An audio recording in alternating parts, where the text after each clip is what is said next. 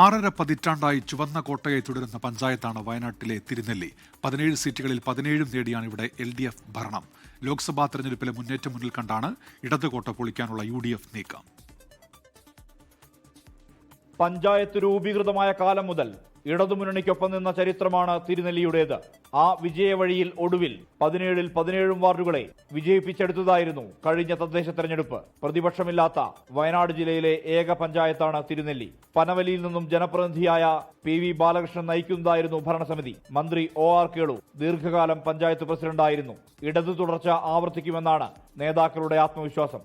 2020 തെരഞ്ഞെടുപ്പിൽ 17 നിലവിലുള്ള 17 സീറ്റിൽ 17 2 ബ്ലോക്ക് പഞ്ചായത്ത് ഡിവിഷനിലും 1 ജില്ലാ പഞ്ചായത്ത് ഡിവിഷനിലും പൂർണ്ണമായി ജയിച്ച ഒരു പഞ്ചായത്താണ്. ഈ വർഷവും അതുപോലെ തന്നെ വരുമെന്നാണ് ഞങ്ങളുടെ പ്രതീക്ഷ. നിയമസഭാ തെരഞ്ഞെടുപ്പും അതുപോലെ തന്നെ തദ്ദേശ സ്വയംഭരണ സ്ഥാപന തെരഞ്ഞെടുപ്പിലൊക്കെ ട്രെൻഡ് മാറി വരുന്നുണ്ട്. ആ ആത്മവിശ്വാസം തന്നെയാണ് ഞങ്ങളിപ്പോൾ ഉള്ളത്. 2010 ഭരണസമിതിയിൽ UDFന് 5 ജനപ്രതിനിധികൾ തിരുനെല്ലിയിലുണ്ടായിരുന്നു. 2016-ൽ ഇത് 1 മാത്രമായി ചുരുങ്ങി. കഴിഞ്ഞ തെരഞ്ഞെടുപ്പിൽ ഒരാൾ പോലും ഇല്ലാത്ത വിധമായി. ലോക്സഭാ തെരഞ്ഞെടുപ്പിലെ ലീഡ് നിലയിൽ പ്രതീക്ഷയർപ്പിക്കുന്നുണ്ട് UDF. തിരുനെല്ലി തിരുത്തും, മാറ്റം വരുമെന്നാണ് UDFന്റെ മുദ്രാവാക്യം. സമീപകാലത്ത് കോൺഗ്രസിന് വലിയ പ്രതീക്ഷയാണ്, മുന്നണിക്ക് വലിയ പ്രതീക്ഷയാണ്. അഭിമാനികളായ കമ്മ്യൂണിസ്റ്റ് സഖാക്കളെ ഉൾപ്പെടെ വിശ്വാസത്തിലെടുത്തുകൊണ്ട് അവരുടെ ഒരു പ്രതിഷേധം ഈ തെരഞ്ഞെടുപ്പിൽ ഉയരും. അതുകൊണ്ട് തന്നെയാണ് ഞങ്ങളൊരു മുദ്രാവാക്യം പങ്കുവെക്കുന്നു. തിരുനെല്ലി തിരുത്തും, മാറ്റം വരുമെന്ന മുദ്രാവാക്യം ഞങ്ങൾ ഉയർത്തുകയാണ്.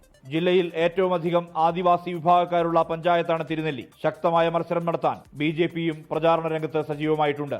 17-ൽ 17 എന്ന മാറ്റം നിലനിർത്താൻ LDFനാകുമോ? ഇടതുകോട്ട പൊളിക്കാൻ UDFന് കഴിയുമോ?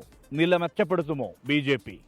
തിരുനെല്ലിയിൽ നിന്ന് മനു ദാമോദരനൊപ്പം സുർജിത് അയ്യപ്പത്ത്, 24 വയനാട്. ലോകത്തെവിടെയായാലും ഏത് സമയത്തും 24 വാർത്തകളും ഓഗ്മെന്റഡ് റിയാലിറ്റി പാക്കേജുകളും എക്സ്പ്ലെയിനറുകളും വിശദമായി കാണാൻ ഞങ്ങളുടെ YouTube ചാനൽ നിങ്ങൾക്ക് സബ്സ്ക്രൈബ് ചെയ്യാം.